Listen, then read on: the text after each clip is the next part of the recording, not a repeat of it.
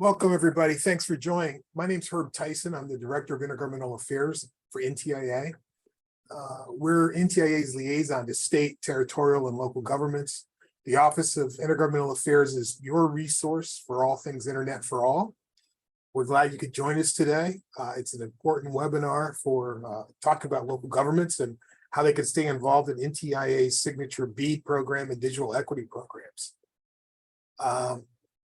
Special shout out to some of the organizations that helped us set this up. NACO, the U.S. Conference of Mayors, National Cities, African American Mayors Association, and a bunch of others. As you may know, the important focus of this Internet for All effort is to bring high-speed, affordable, and reliable internet service to everyone. So unserved, underserved, that sort of thing. And it's going to require an all-of-nation effort. So we're really, the way this program is written, it's not going to be driven by just the states, the local governments or their partners in this process. You will have a critical role to play in putting together the state plans and ensuring that unserved and underserved communities are reached.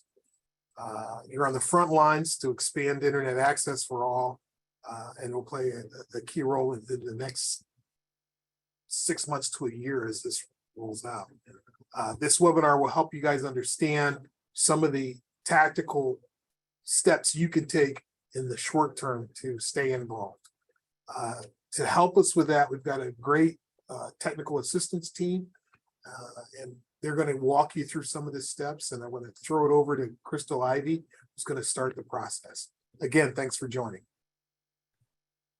Thanks so much, Herb. As Herb mentioned, my name is Crystal Ivy. I'm a technical assistance advisor here at NTIA. I work on the Bipartisan Infrastructure Law programs, which, as Herb mentioned, we're going to be talking about today. So first, just want to give a little background on myself. Prior to my time at NTIA, I was the state broadband director for the state of Tennessee. And after that, I worked with a local municipal utility in East Tennessee on standing up its new fiber network. So I've worked at all levels of government, local, state, and federal. And just to echo what Herb said, I love working with local governments in particular because you all are really the boots on the ground. You're the closest to the action. You hear from your constituents every day about a wide variety of issues facing your communities. And so whether you're a mayor or on county commission or city council or a staff person, you all have really difficult jobs. So today I'm hoping we can do a very small part in making your job a little easier in learning about these programs that we're going to talk about today. So welcome to this introduction to the Broadband Equity Access and Deployment Program, known as BEAD, and the Digital Equity Program, known as DE. You all know the federal government loves its acronyms, so those are two more for you all to learn, BEAD and DE. And then I also have Michelle Morton from our Digital Equity team and Julia Puladindi from our Communications and Engagement team today, who will be sharing some insight as well. So today's presentation will serve to introduce you all to the basics of these two key grant programs that were passed under the Bipartisan Infrastructure Law. But before we get into it, and then we'll go to the next slide, I just wanted to quickly say, just to set the stage here, this is truly a historic amount of funding. Herb alluded to this as well. This is the most funding we've ever seen on the federal level toward high-speed internet access. So think about, the electrification of the country in the 20s and 30s. Think about building out the interstate system in the 50s. This is truly a monumental project when we're talking about serving every single American with high-speed, reliable, affordable internet. And so that means it's going to take time. It's not going to happen overnight, and that it's going to take collaboration from all levels of government, importantly, including local government. So this is a marathon, not a sprint. So I ask you all to keep that in mind as we go through this presentation. So on this table of contents, you all can see here that we have a very straightforward agenda. We're going to start out with the big picture. We're going to kind of talk about the Bipartisan Infrastructure Law briefly. Just to explain how it relates to our programs here, before I dive into the rest of the agenda, an introduction on digital equity, which Michelle is going to do for us. Also an introduction to the Broadband Equity Access and Deployment Program, or BEAD. And then we're going to end with some details on the BEAD challenge process, which is a way for local governments to get involved in the BEAD program. And then we'll take questions at the end. So wanted to mention that we are recording this webinar. So if you have any questions during the webinar, we've included some notes in the chat for you, but please feel free to use the Q&A function that's provided to ask your questions and include your name, your title, and the organization or local government that you're affiliated with. Next slide. So the Bipartisan Infrastructure Law, some of you may know it as the Infrastructure Investment and Jobs Act, or IJA, or IIJA, or bill. It has a lot of names, but it was a $1.2 trillion investment passed by Congress in November of 2021. And it includes funding for a variety of infrastructure-related initiatives. So rail and transit and clean energy and water and electric vehicles, and of course, high-speed internet, which is what we're talking about here today. So this funding is spread across 350 different programs, as well as more than a dozen federal departments and agencies. So I think that just demonstrates how big of a deal this legislation really was. And so, as I mentioned earlier, we're focused on two programs today, our BEAD program and our DE programs. And both of those programs are working toward that second bullet point there that you can see bolded, ensuring every American has access to affordable, reliable, high-speed internet. Again, truly a historic investment in internet access and digital equity. And so it's going to take everyone working together, importantly, local officials as well, to get this job done. So next slide.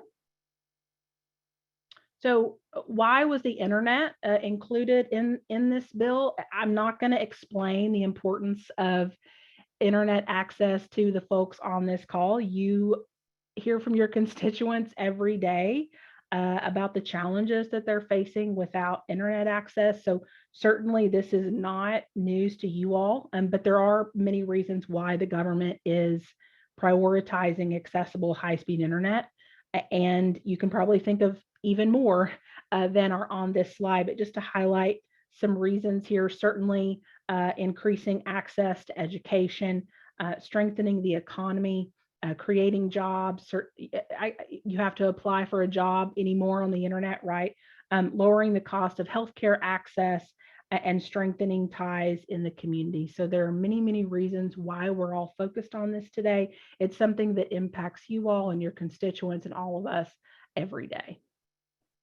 Next slide.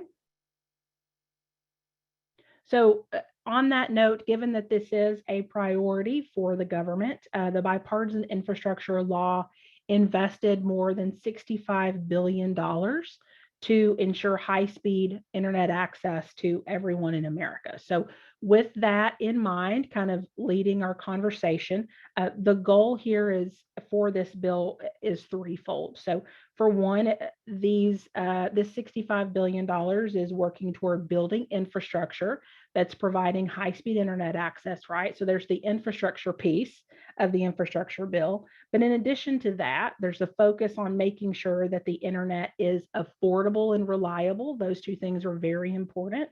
And then thirdly, providing resources for equitably expanding adoption of broadband service, of high-speed internet service in people's homes and businesses. So we're going to talk about these three goals here today and how the BEAD and DE programs support those. So this $65 billion for high-speed internet service is going to be invested through 7 federal programs. You can see them listed on the right side of the screen there. 4 of these programs are administered by NTIA. You can see BEAD, Digital Equity, the Tribal Broadband Connectivity Program, and our Middle Mile program. And today we're going to be talking about the BEAD and DE programs, those first 2 on the slide there. Next slide. So I just mentioned that NTIA is managing 4 of the programs under the Bipartisan Infrastructure Law. And we're talking about the first 2 today, BEAD and DE. I'm not going to get into the nitty gritty on this slide for these programs. We're going to do that later throughout the webinar, but instead I wanted to just note the amounts here. You can see that over $44 billion is going out through the BEAD and DE programs to eligible states and territories and other eligible entities. So again, this is an amount of funding that we've never seen before dedicated to broadband access and equity. And we're just really excited to get into today how these programs are going to achieve the goal of internet for all, but of course with your help and your participation and collaboration. So on that point, I am going to go ahead and kick it over to Michelle Morton. She is our acting deputy director of the Digital Equity Program, and she's going to discuss our DE program in more detail. Thank you, Crystal. Next slide. Okay. Next slide, please. All right, so we're going to look at the Digital Equity Program in more detail. So the Digital Equity Act created 3 programs to promote digital equity and inclusion, as highlighted on this slide. These programs are the State Planning Fund for digital equity plans, the State Capacity Fund for programs that implement plans and promote digital inclusion, and the competitive program, which provides funds to implement the digital equity inclusion activities. This program went live in May of 2022, and states are in the midst of their 1-year state planning process. Their next big deadline is in 2024, when they will apply for the state capacity funds. Okay. Now, next slide, please. So what is digital equity? So you may be asking yourself, like, what do we mean when we say digital equity? First, we have to define the digital divide, which is the gap between those who have affordable and reliable access, digital skills, and the support to engage online, and those who do not.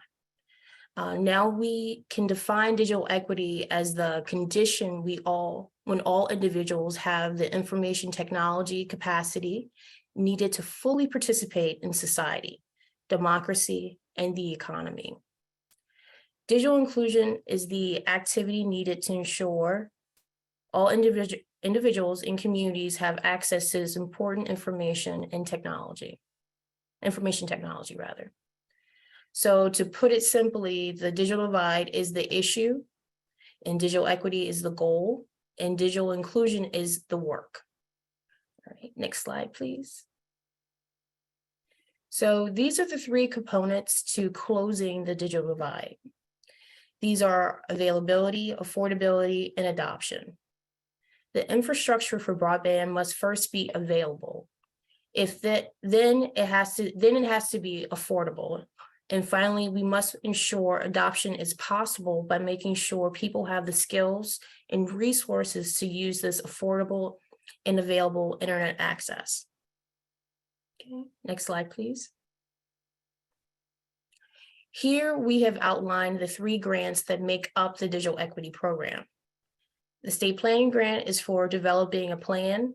The Capacity Grant is for implementing a plan. And the Competitive Grant is for developing and implementing digital inclusion activities. These are only eligible for the U.S. states, the District of Columbia, and Puerto Rico, as well as the U.S. territories. Okay, next slide, please. Here we have the covered populations. These are the groups and communities who are most impacted by digital inequity. These groups, such as low-income households, aging adults, or rural inhabitants, are the groups that the grants will reach through the Digital Equity Program. Next slide, please. So ways for local government to get involved in DE. So there are several ways that local governments can get involved in DE. First, you can collaborate with the state broadband offices, or SBOs, as you may hear us call them, and the administrating entities during the planning process, and share your specialized knowledge about your local community. You can also apply to be a subgrantee if awarded, and you can assist in the development of the state digital equity plan. You can share your feedback during the public comment period on the SBO's draft DE plans.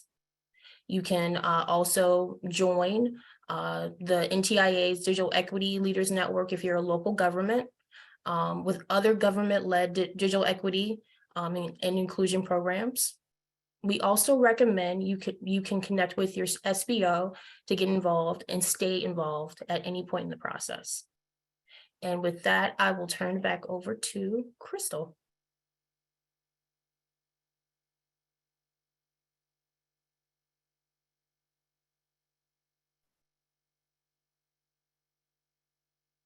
All right, thanks so much, Michelle. Let me get my camera turned on here.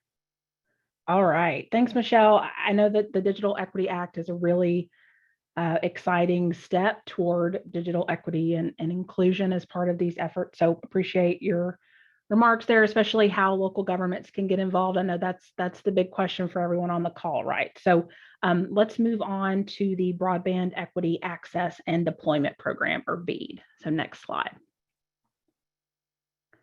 So the BEAD program sets aside just over $42 billion for states and territories.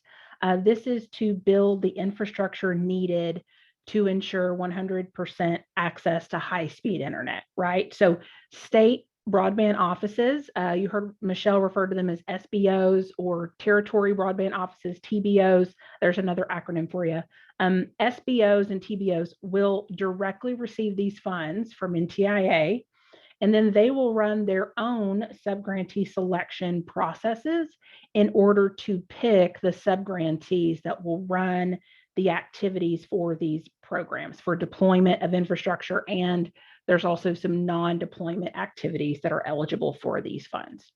So in terms of a timeline, each state has some leeway in terms of when they complete each milestone and how long they take on each step. So we don't have exact dates here, but I did want to just kind of highlight in general that this process will start when states submit what we call their initial proposal, the BEAD initial proposal. So this initial proposal is their plan for what they're going to spend their BEAD funding on in order to achieve the goals of the BEAD program. So the goals of the BEAD program, I'll repeat it again, are 100% access to high-speed, reliable, affordable internet. So the initial proposal will be the state or territory's opportunity to describe how they're going to do that.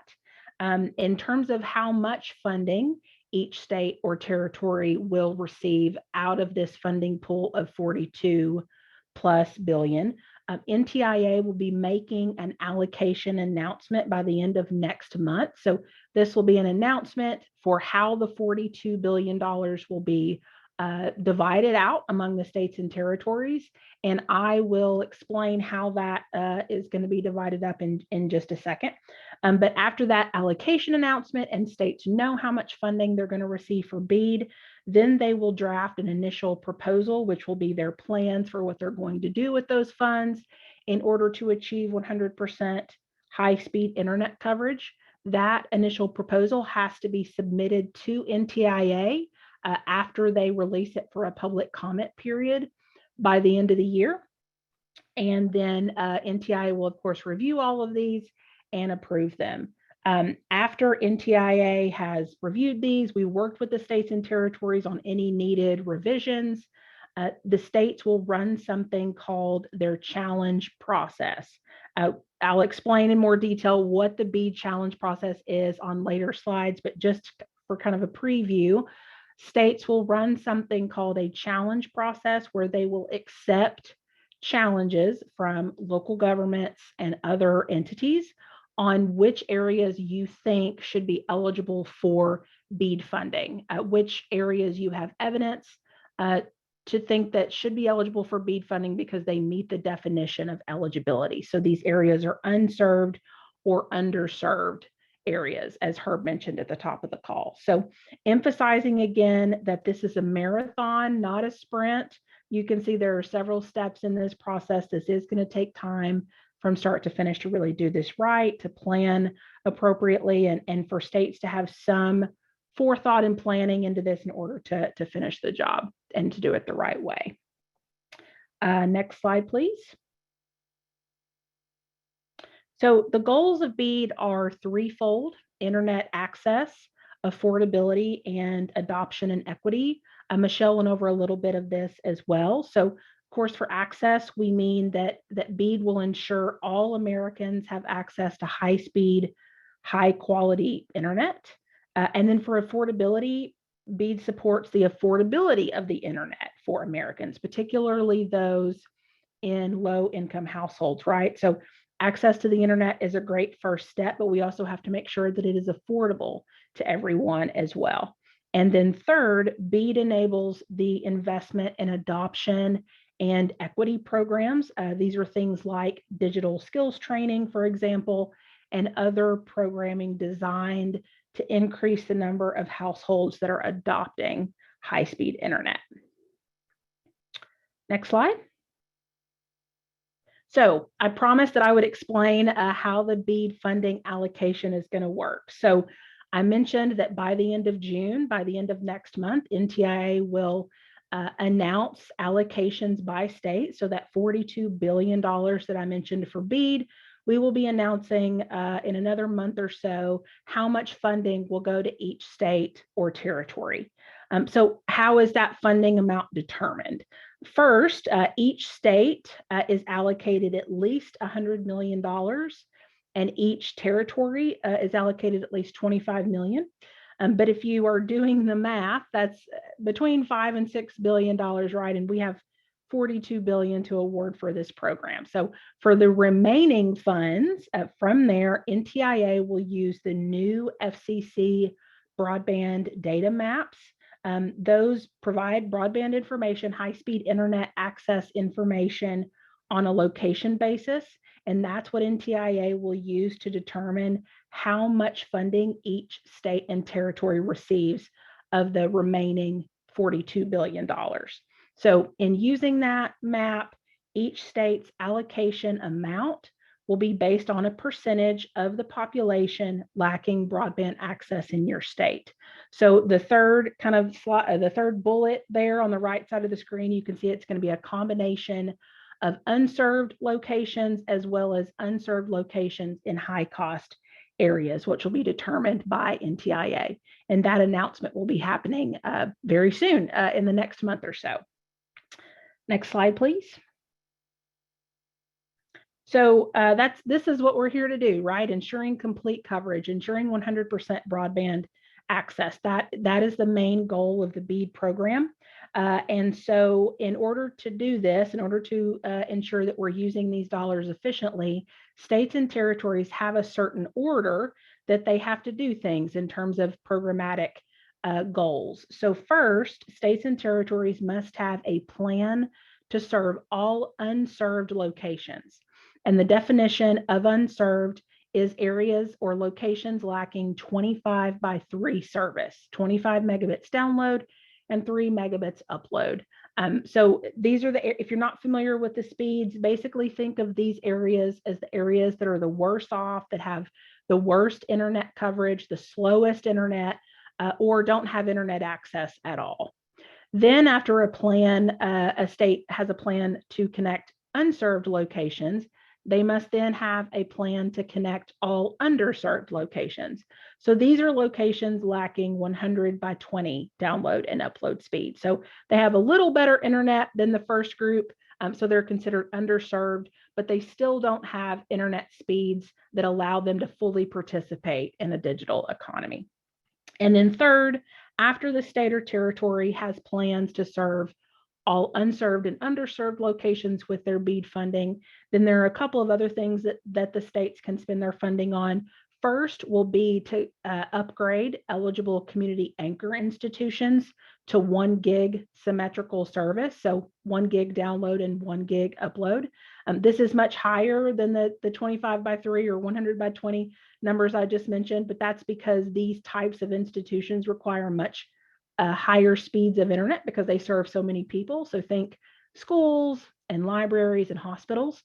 So the state can spend any remaining funding there. There are also some other non-deployment related uses. I mentioned those earlier that are not related to infrastructure deployment that a state could do with this funding only after they have a plan to serve unserved and underserved locations. So some of those non-deployment uses could be affordability programs, cybersecurity training, and workforce development, for example.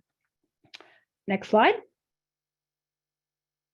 So how can local governments get involved? Michelle had a slide on this. This is really what we want to emphasize to you all to help you understand how you can be involved in the BEAD and DE programs. So for one, and Michelle mentioned this too, and this is probably the most important thing on this slide, reach out to your state or territory's broadband offices.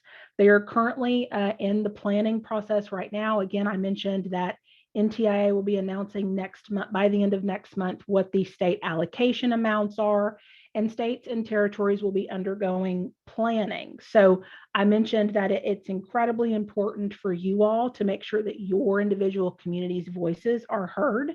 And so this is an opportunity for you to reach out to your state broadband office if you don't know them already, and give them feedback and input into their plan.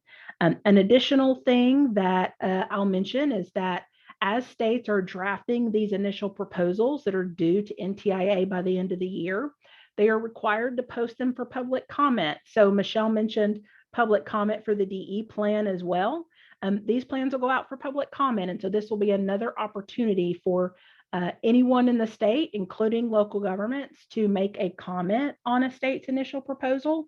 And so as you can see, that reaching out to your state broadband office and working with them on this plan, on this initial proposal, is critical. And then lastly, I'll mention there will be some opportunities for local governments to apply to be a subgrantee of the state of these funds. So this could be for deployment funding if you work with an internet service provider or you are an internet service provider as a local government, and then also those non-deployment related activities that I mentioned earlier as well. So again, really emphasizing the point here, connecting with your state or territory broadband office will be critical in participating in these programs. Next slide, please. All right, so now we are going to cover another important way that local governments can get involved with BEAD, and that is through the challenge process. I promised I would give you all an explanation of what I mean by the challenge process. So next slide.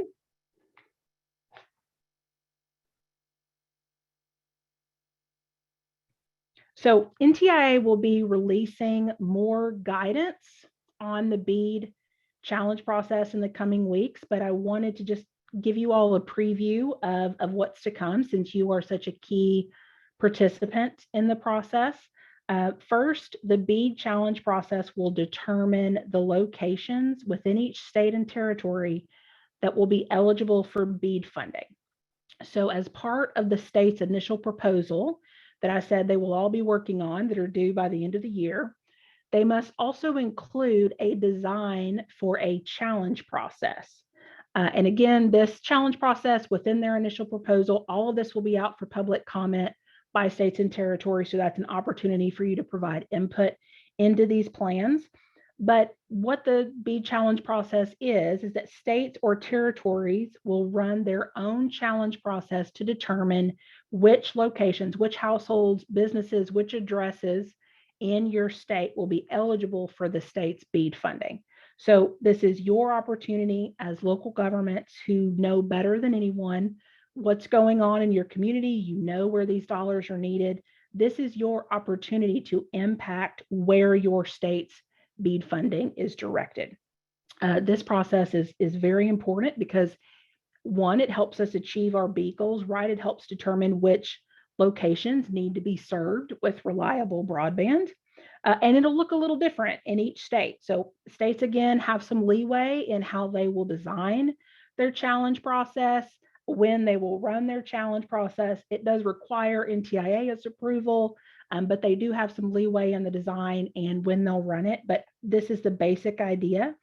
It also requires some collaboration and information gathering, really all with the goal of trying to ensure the most accurate information and data as possible, so that when the state is directing its BEAD funding, they're directing it to the areas that are truly unserved and underserved and need this funding the most. One last thing I'll mention, you can see that third bullet point there.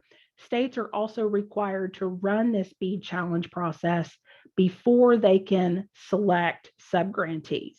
So a state will have to run their challenge process, determine which locations, which addresses are eligible for funding, and then they will move on to their subgrantee selection, which might be a grant application or a competitive RFP or some other way to determine who will actually get the funding to deploy infrastructure in these now eligible areas. All right, next slide. So wanted to briefly touch on this because I mentioned the FCC maps earlier, just to kind of provide some clarity on the difference between the FCC's challenge process and their maps and the BEAD challenge process. So to reiterate, states and territories will be running their own BEAD challenge process.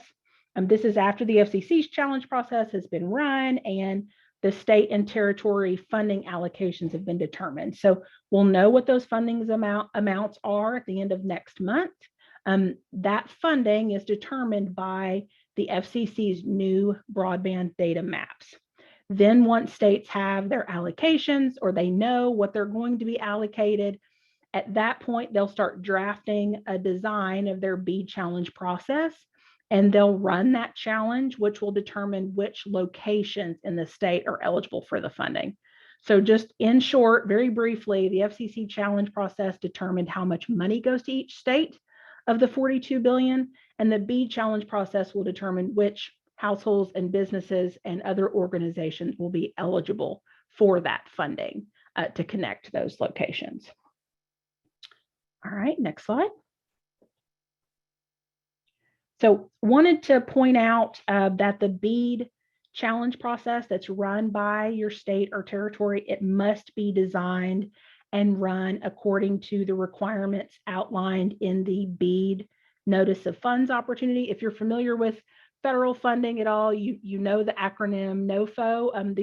This is the Notice of Funds opportunity, which are basically the rules and requirements of the BEAD program. And according to this NOFO for BEAD, states and territories have to do a few things with this challenge process in order to determine which locations are eligible for their BEAD funding. So first, states must identify locations that are already designated to receive funding from other grants. This could be other federal grants, other state funding that they've awarded.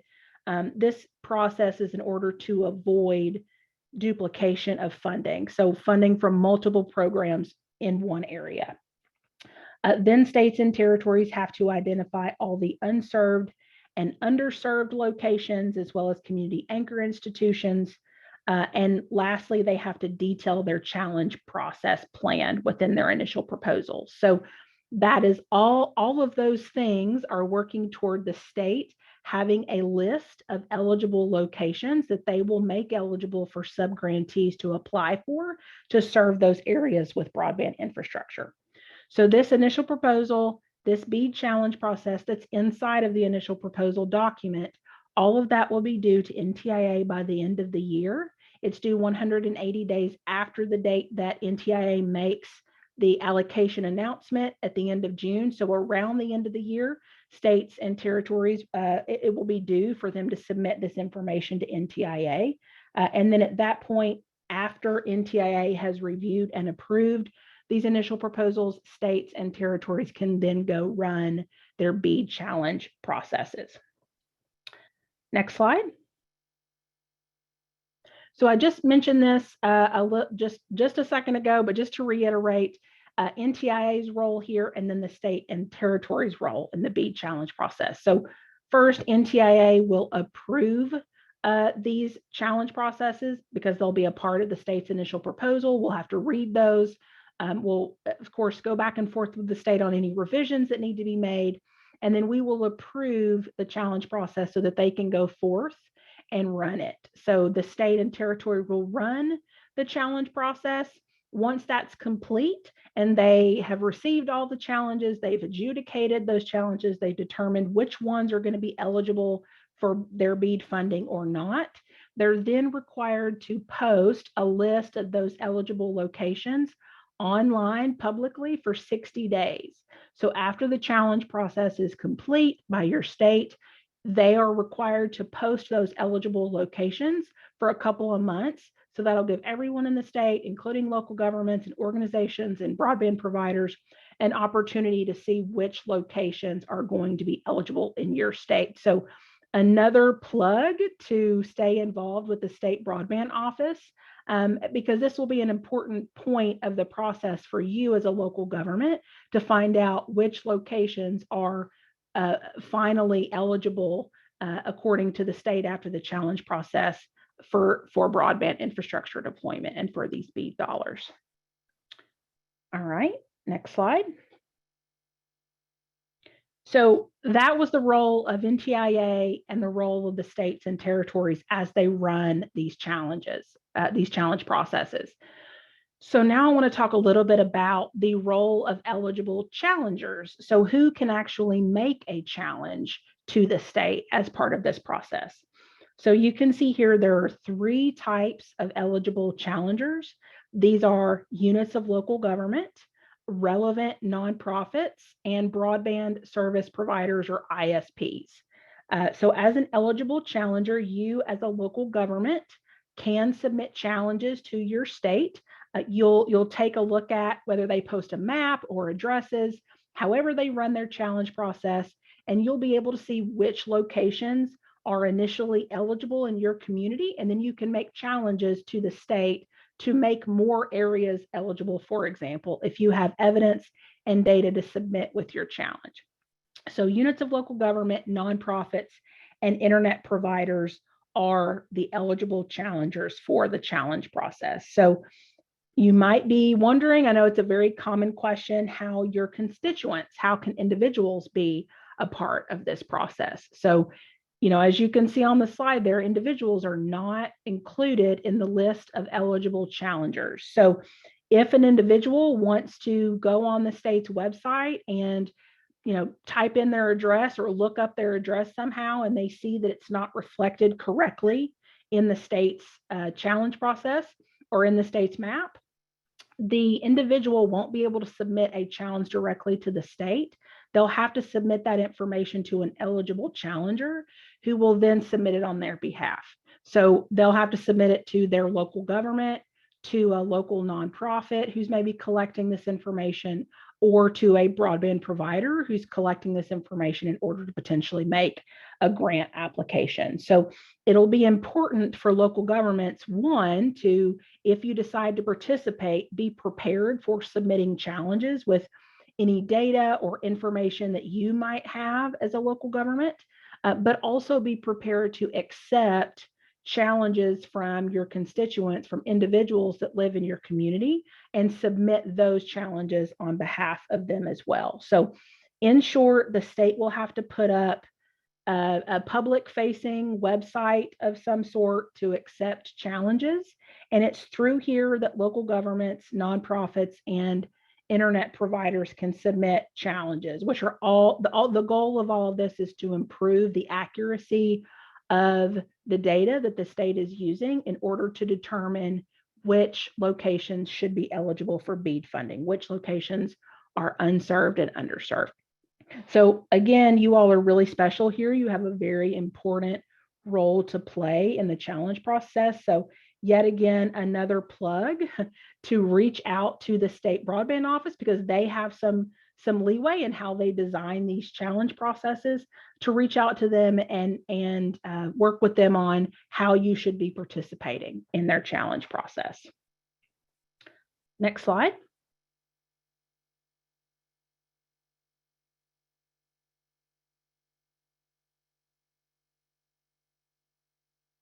I think we're ready for the next slide.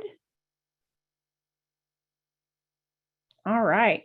So what happens after the challenge process? So after states and territories have run their challenge process, they've closed it, they have reviewed all of the challenges, and they've determined what their final list of locations are. They'll post that for 60 days to make everyone in the state aware of what those locations are.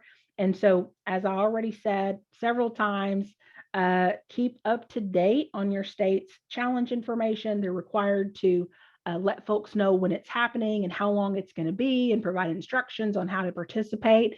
So keep up to date with your state or territory's broadband office to learn about these things.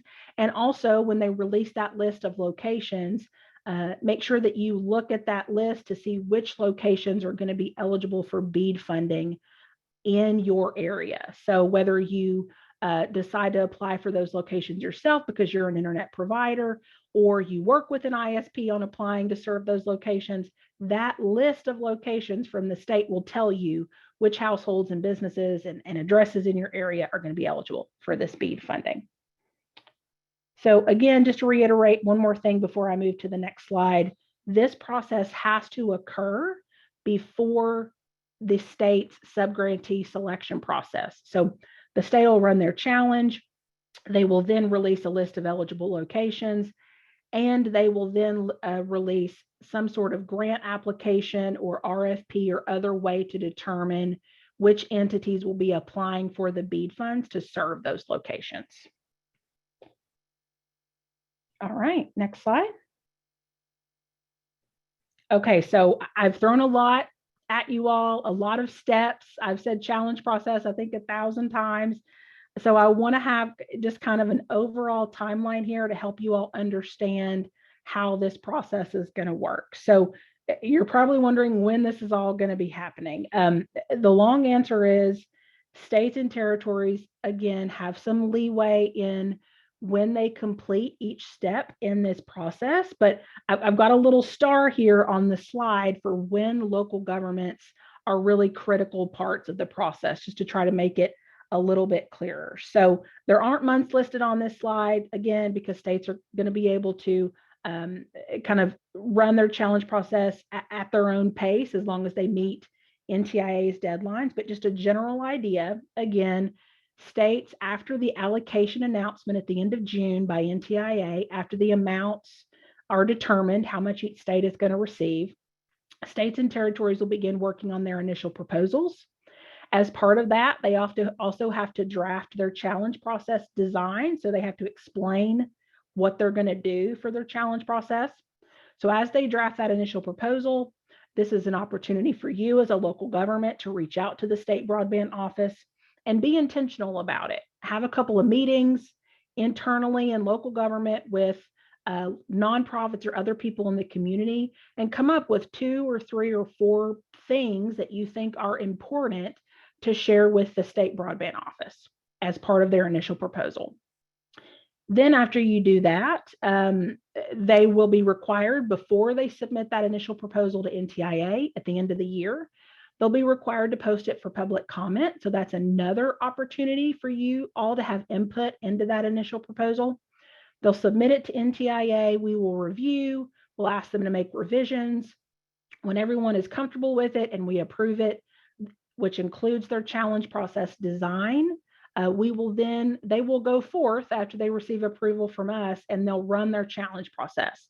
So that's the second star here. That's another chance for you as a local government to participate in the process. So you can submit a challenge as a local government. You can either submit using data and information that you have, or you can collect and aggregate challenges from your constituents and submit on their behalf as well.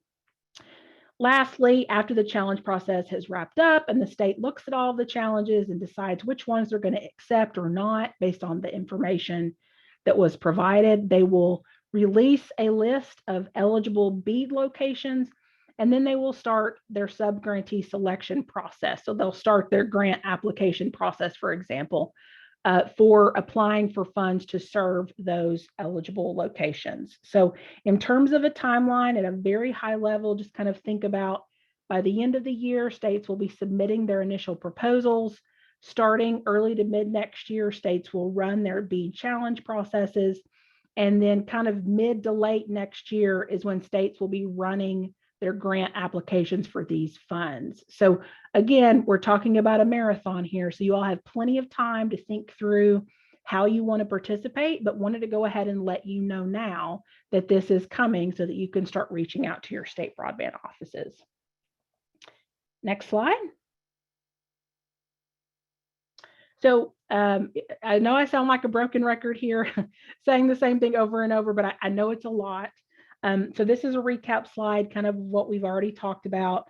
Again, you can participate in the state challenge process yourself as an eligible challenger. You can collect challenge information from individuals, constituents in your community and submit on their behalf. Also, another way you can participate is reaching out to the state broadband office before they submit their initial proposal for public comment, or you can do it during the public comment process. Certainly, NTIA has a lot of webinars and technical assistance and other content on BEAD and on the BEAD challenge process. We are going to actually have a webinar specifically on the challenge process. I know that we get a lot of questions on this and how this will work. So we are going to do a public webinar on this.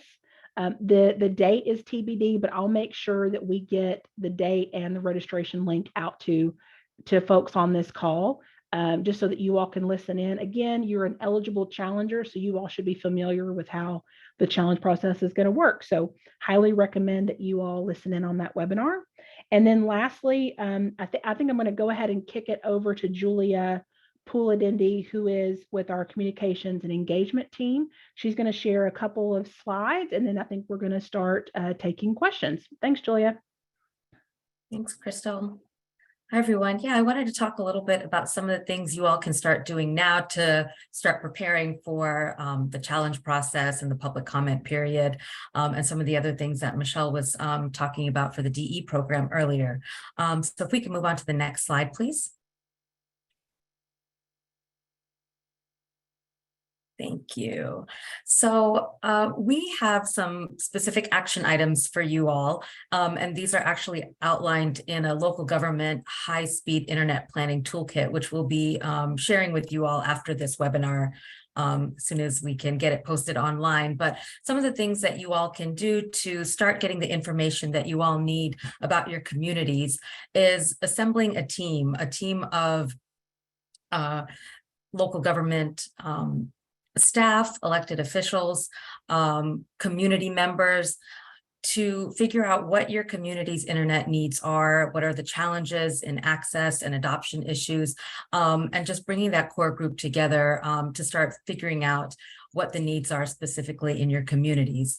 The next thing you can start doing is determining your priorities, and this goes back to some of the needs of your communities. And is it an access issue? Is it an affordability issue?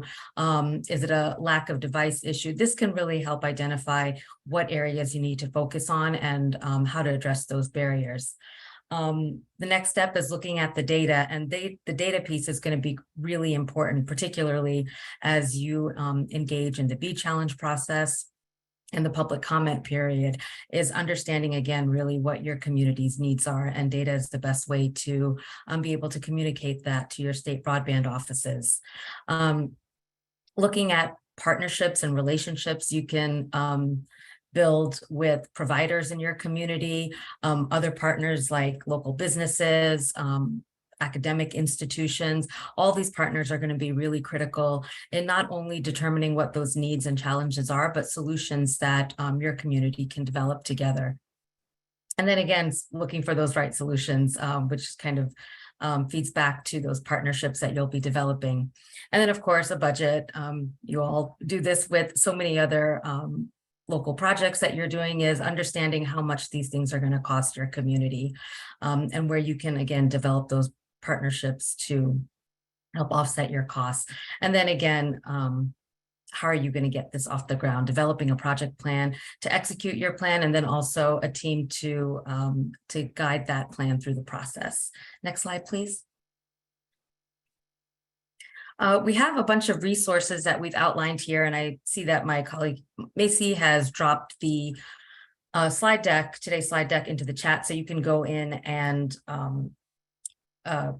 access these resources. But we have information on the BEAD challenge process, information about the FCC's broadband data maps, the help center for the broadband data maps, and then the BEAD NOFO FAQs and BEAD 201 webinar deck, which dives down a little bit deeper into the BEAD program itself. There was a question in the chat earlier about information regarding the DE NOFO, the Digital Equity NOFO, and the link to our digital equity page is in the chat if you want to access that. Next slide, please. This is a question that came up in the chat, and I wanted to talk quickly about our Internet for All interactive map. Both Crystal and Michelle really underscored the importance of reaching out to your state broadband offices, and you can find your state broadband office in a point of contact through our interactive map. If you just go to that website below, select your state, you can find your state broadband office contact as well as NTIA's federal program officer. So you can get connected to the state as well as on the NTIA side with the federal program officer.